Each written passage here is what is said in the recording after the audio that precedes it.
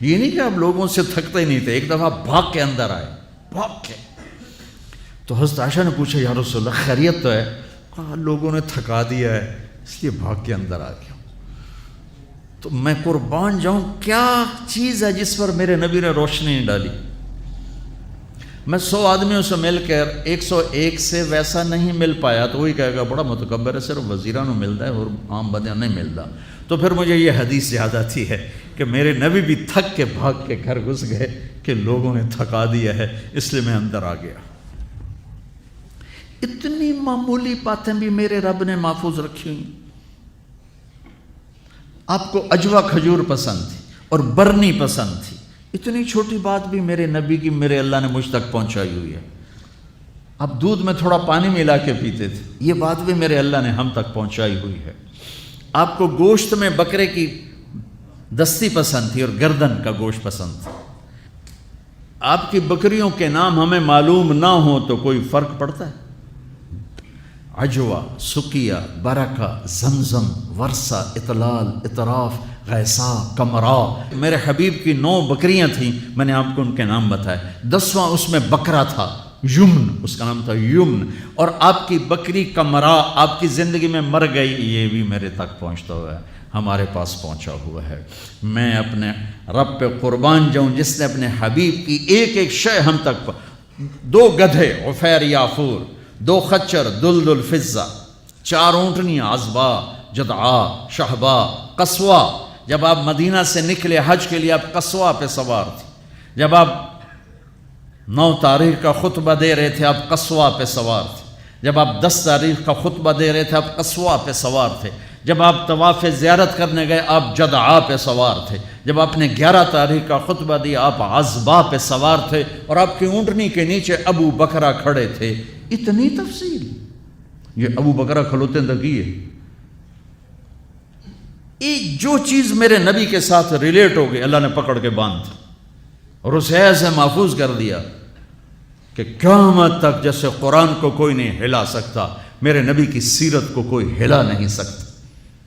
2 اونٹ تھے عسکر اور ثعلب، اور آپ نے اچھی سواریوں پہ بھی سفر کیے. آپ کے گھوڑے کا نام تھا ورد، وہ گھوڑوں میں نمایاں نظر آتا تھا. ایک گھوڑے کا نام یعصوب تھا. یعصوب ملکہ شہد کو کہتے ہیں، شہد کی مکھی کی جو ملکہ ہوتی ہے اس کو یعصوب کہتے ہیں. وہ ایسے نمایاں نظر آتی، وہ گھوڑا نمایاں نظر آتا تھا. ایک گھوڑے کا نام تھا ثقب، ثقب کہتے ہیں بہنے کو. تو وہ اس طرح چلتا تھا جیسے پانی چل رہا ہو. سبحہ کہتے ہیں اڑنے کو، کل فی فلک یسبحون، اڑنے کا. وہ اتنی تیز بھاگتا تھا جیسے اڑ رہا ہو. ثقب، سبحہ، لزاز، طراز، لحیف، سجل، یعصوب، یعبوب، ورد.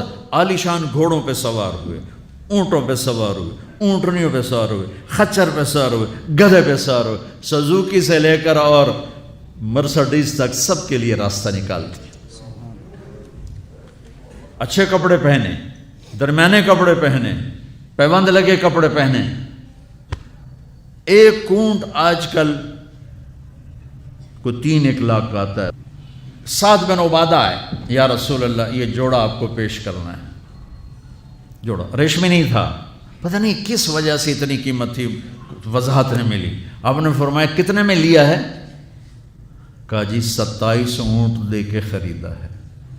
81 لاکھ کا جوڑا. آپ کہتے دفع ہو جا، اتنا زیادہ اسراف، اتنی زیادہ فضول خرچی نہیں. آپ کو پتہ تھا میری امت میں بادشاہ بھی آئیں، ان کو میں نے گنجائش دی. یہ سنت نہیں ہے، یہ گنجائش ہے. گنجائش آپ نے پہنا اور ان کو خوش کیا، پھر اتار کے آگے دے دی. سعد بن عبادہ ہے، یا رسول اللہ آپ کو مغز کھلانا ہے. آپ نے کہا لیا. اگلے دن دیگڑ چڑھے ہو بندے نے سر. اور یہ کیا کیا؟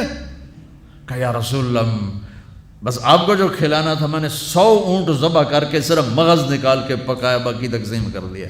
تو آپ کہتے تو نے بڑی فضول خرچی کی، تو نے تو بہت زیادہ اسراف کیا ہے. تو آپ خوش ہوئے، آؤ بھائی ساتھ کی ضیافت کھاؤ. 100 اونٹوں کا صرف مغز پکا کے کھلا دیا.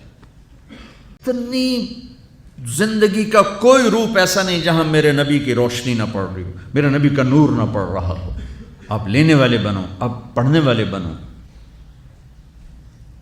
زندگی کے ہر روپ کو حسین بنانا ہے۔ وہ جو آیت پڑھی تھی جاوید صاحب نے، لَقَدْ كَانَ لَكُمْ فِي رَسُولِ اللَّهِ أُسْوَةٌ حَسَنَةٌ،